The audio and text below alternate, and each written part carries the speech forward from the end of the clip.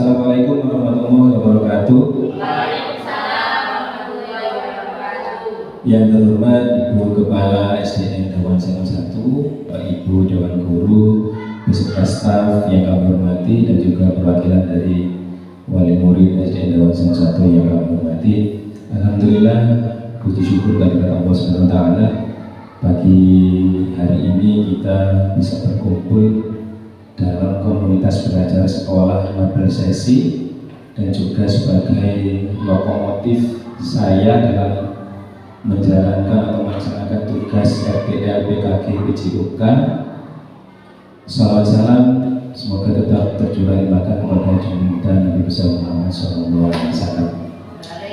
Bapak Ibu, sekilas sebelum saya mulai untuk presentasi tentang program yang akan saya laksanakan, di sini saya mengambil tema permatamu. Permatamu ini adalah akronim dari permainan tradisional murid yang nantinya setelah saya identifikasi dan juga hasil dari P5 tahun kemarin, saya mempunyai keinginan untuk mengangkat kembali permainan tradisional yaitu boy-boyan. Ini sebagai salah satu tugas RTL saya di PKG PJOK Jawa Timur 2024 kelas 19 Kabupaten Pasuruan, yang alhamdulillah saya bisa mewakili SDN Dewan Sengon 1. Lanjut Pak Hukum. Latar belakang dari RTL ini yang pertama adalah pemikiran dari Ki Hajar Dewantara yang sangat relevan dengan kurikulum Merdeka. R-nya hilang, tinggal Merdeka. Terutama dalam hal tujuan pembelajaran, keduanya sama-sama mengarahkan pendidikan untuk mencapai 4 dimensi: jasmani, akal, rohani, dan sosial. Di pendidikan PJOK ternyata dari dimensi-dimensi ini sudah tercakup di dalamnya. Tinggal bagaimana seorang guru tersebut mengeksplorasi dan menggali potensi-potensi yang ada di lembaga, selain dari aset districting dan juga dari peserta didiknya. Kemudian saya menggunakan Sport Education Model atau SEM. SEM ini adalah model pendidikan olahraga yang bertujuan menciptakan peserta didik mendapatkan pengalaman yang otentik atau pengalaman nyata, belajar lebih mendalam, menyenangkan, dan mendidik dengan mengembangkan keterampilan fisik dan sosial. Kemudian permainan tradisional boy-boyan yang mulai ditinggalkan karena peserta didik kita sekarang ini lebih cenderung gamenya itu atau permainannya itu yang e-sport, misalnya FF, Mobile Legends, dan lain sebagainya. Inilah mengapa saya berkeinginan untuk mengangkat kembali permainan boy-boyan sebagai upaya salah satu untuk menumbuhkan minat peserta didik untuk kembali mau bergerak, untuk tetap menjaga kebugaran tubuhnya dan juga membantu meningkatkan potensi postur tubuh yang maksimal. Kenapa? Dengan anak-anak bergerak, maka otot-ototnya akan bergerak, akan bekerja, dibandingkan dengan memainkan gadget. Anak-anak sekarang itu cenderung memainkan gadget, sehingga kenapa peserta didik kita itu pertumbuhannya kurang, karena tangannya tidak mau digerakkan, hanya jempolnya saja dan juga mata yang bergerak. Lanjut Aku. Tujuan program ini yang pertama menumbuhkan minat dan mengangkat kembali permainan tradisional boy-boyan. Yang kedua, menciptakan pembelajaran yang berpusat dan berpihak pada peserta didik melalui model pembelajaran SEM. Yang ketiga, mengajarkan nilai-nilai sosial, sportivitas, kerjasama, dan saling menghargai sesama pemain. Yang keempat, meningkatkan pengetahuan, melatih keterampilan motorik dan konsentrasi. Lanjut. Capaian, lanjut dulu. Capaian, langkah-langkah, dan hasil yang diharapkan untuk tiap tujuan. Capaian dan tujuan: pemahaman tentang peraturan permainan boy-boyan, mampu meningkatkan keterampilan individu, kelompok, jujur, disiplin, kerjasama tim, saling menghargai, dan menjunjung tinggi sportivitas. Ini sebenarnya ada satu yang ketinggalan, yaitu berpikir cepat dan cermat dalam menentukan keputusan dalam situasi yang sulit. Karena pada permainan boy-boyan mereka membutuhkan pemikiran yang cepat, tepat untuk mengambil keputusan, apakah saya harus melempar, apakah saya harus mengumpan, dan sebagainya. Kemudian mampu membentuk karakter profil pelajar Pancasila dalam kehidupan sehari-hari.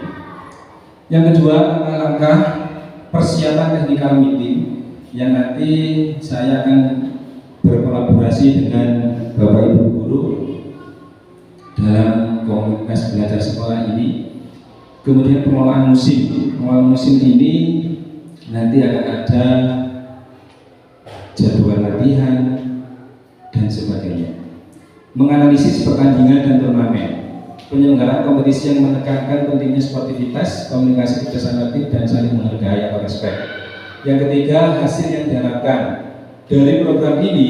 Diharapkan program Permatamu dengan penerapan pembelajaran SEM, peserta yang akhirnya akan mendapatkan pengalaman belajar yang bermakna serta menumbuhkan minat dan bakat mereka menjadi pribadi yang berkarakter profil Pancasila. Belajar Pancasila. Peran yang akan berperan total di dalam program Permatamu ini adalah peserta didik. Jadi mereka akan mengalami situasi pembelajaran yang full, yang nyata, bagaimana mereka mendesain turnamen, bagaimana mereka menjadi panitia, bagaimana mereka menjadi wasit, bagaimana mereka menjadi pelatih, dan bagaimana mereka menjadi pemain dan supporter. Lini masa saya kemarin memperkirakan pada 21 Desember 2024. Lanjut. Struktur program dan mitra dalam komunitas belajar. Struktur programnya adalah co-kurikuler. Kemudian peserta didik yang terlibat adalah kelas 1 sampai 6. Cuman ada pembagian nanti untuk kelas 1, 2, 3 mereka akan berperan sebagai supporter. Sedangkan 4, 5, 6 mereka akan berperan sebagai panitia, pelatih, pemain, dan juga wasit. Nama program Permatamu yaitu permainan tradisional murid boy-boyan. Program akan dilaksanakan di halaman SDN Dewan Sema 1. Waktu pelaksanaan turnamen 21 Desember 2024. Mitra dalam komunitas belajar, kepala sekolah sebagai penanggung jawab, kemudian marble sesi sebagai lokomotif kegiatan, guru PJUK sebagai pengembang pengetahuan, keterampilan, dan afektivitas peserta didik, guru kelas dan guru PAI, kurang guru PAI, sebagai koordinator dalam kelas atau lapangan saat kegiatan. Staf pendidikan sebagai operator kegiatan seperti menyiapkan dan mengoperasikan sound system dan menyiapkan peralatan yang dibutuhkan dalam kegiatan. Lanjut. Pernyataan tentang kapasitas yang dimiliki kelas atau sekolah atau aset based thinking-nya yang dimiliki harus mencakup 7 elemen. Yang pertama manusia. Manusia di sini adalah kepala sekolah, dewan guru, staf pendidikan. Kemudian sosialnya, yaitu ada komite dan wali murid. Lingkungan dalam sekolah ini terletak pada lingkungan yang pegunungan, memiliki udara yang bersih dan segar. Berarti kita masuk dalam kategori lingkungannya aman. Fisik yaitu sarana dan prasarana yang mendukung halaman dan peralatan olahraga. Finansial yaitu dana bos dan juga sumber lain yang bisa mengakomodasi program. Kemudian dari aset politik yaitu koordinasi berbagai pihak dalam mendukung kebijakan sekolah.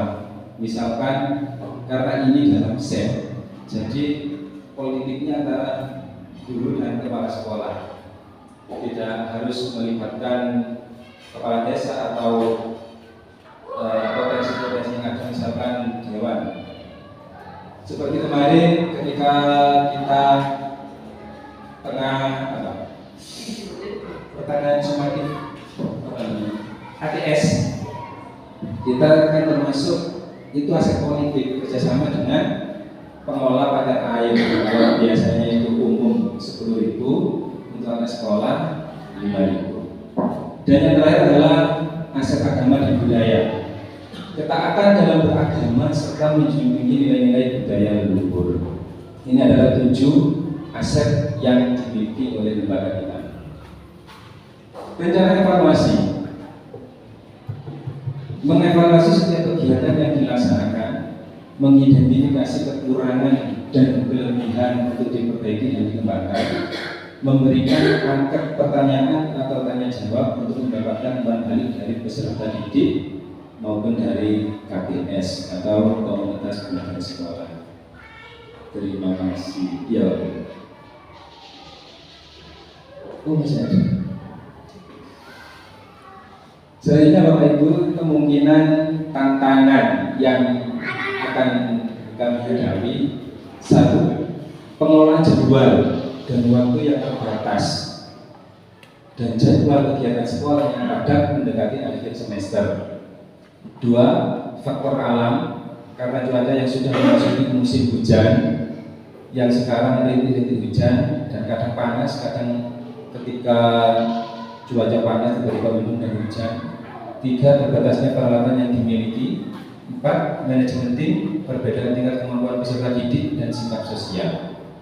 Solusi yang mungkin bisa dilakukan: 1. Melakukan penjadwalan yang efisien. 2. Pelaksanaan dimulai lebih awal dan tepat waktu.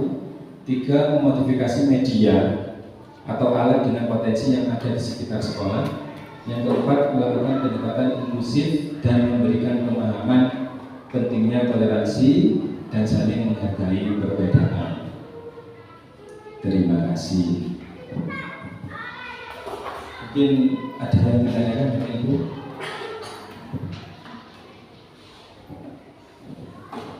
Assalamualaikum warahmatullahi wabarakatuh. Di sini saya mau menanyakan Pak Wawan, apakah yang dimaksud dengan SEM itu? Mungkin itu yang saya tanyakan. Saya akhiri. Wassalamualaikum warahmatullahi wabarakatuh. Waalaikumsalam warahmatullahi wabarakatuh. Terima kasih Bu Titik. SEM ini adalah salah satu dari 3 model pembelajaran. Model pembelajaran yang kita itu ada 3. Yang pertama pendidikan gerak, yang kedua pendidikan kebugaran, dan yang ketiga ini adalah SEM. SEM itu Sport Education Model, yang mana peserta didik nanti akan ditekankan pada kenyataan di mana mereka mampu mengelola suatu pertandingan, suatu perlombaan atau suatu turnamen yang mereka kelola sendiri. Bagaimana mereka mempersiapkan, melaksanakan, dan juga mengevaluasi hasil dari kegiatan yang mereka lakukan. Dan ini lebih memberikan peserta didik pembelajaran yang lebih otentik atau lebih nyata yang akan mereka alami, lebih bermakna. Mungkin itu jawaban yang bisa saya sampaikan.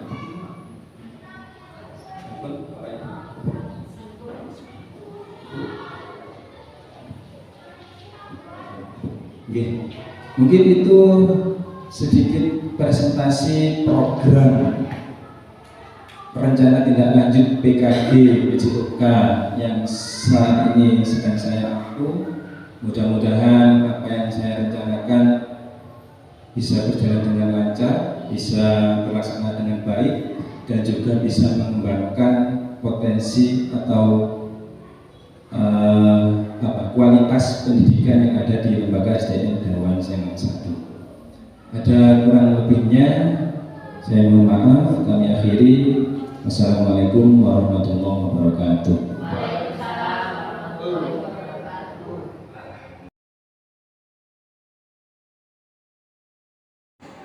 Assalamualaikum warahmatullahi wabarakatuh. Saya Ibu Iin, tepatnya mengajar kelas 6 di SDN Dawan Sengon 1, yang alhamdulillah juga satu lembaga dengan Bapak Wawan.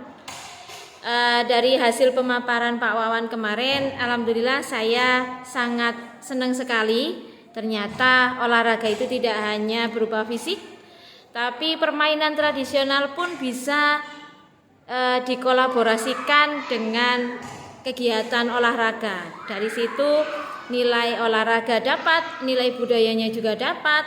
Anak-anak pun bisa tertarik untuk kegiatan belajar PJOK-nya. Mungkin itu yang bisa saya sampaikan. Saya harap semoga program dari Pak Wawan untuk melaksanakan kegiatan olahraga yang menyenangkan dengan permainan tradisional bisa berjalan dengan lancar. Semangat Pak Wawan. Saya akhiri. Wassalamualaikum warahmatullahi wabarakatuh. Assalamualaikum warahmatullahi wabarakatuh. Perkenalkan, saya Pak Idris dari Guru Pendidikan Agama Islam. Menurut saya pemaparan yang disampaikan oleh Pak Wawan itu sudah sangat bagus dan menginspirasi bagi peserta didik, dan semoga membawa manfaat bagi kita semuanya, baik pendidik dan peserta didik. Saya ucapkan mantap buat Pak Wawan. Terima kasih atas pelajarannya. Saya akhiri. Wallahul muwaffiq ila aqwamit thoriq. Wassalamualaikum warahmatullahi wabarakatuh. Sangat terkesan dengan penyampaian yang disampaikan Pak Wawan tentang permainan tradisional yang mengaitkan nilai-nilai sejarah di dalamnya. Menurut saya, cara ini sangat baik karena dapat mengedukasi peserta didik untuk melestarikan warisan budaya. Assalamualaikum warahmatullahi wabarakatuh. Saya Junaidi Amilianto, guru kelas 5. Ini bercerita tentang pemaparan yang disampaikan oleh Pak Wawan. Yang disampaikan sangat menarik dan penuh dengan nilai edukasi. Program permainan tradisional yang tidak hanya memperkenalkan budaya nasional, tetapi juga memberikan manfaat dalam aspek fisik, sosial, dan emosional visual. Teruskan semangat untuk melestarikan permainan tradisional dan memberikan pembelajaran yang bermanfaat. Semangat untuk Pak Wawan. Assalamualaikum warahmatullahi wabarakatuh.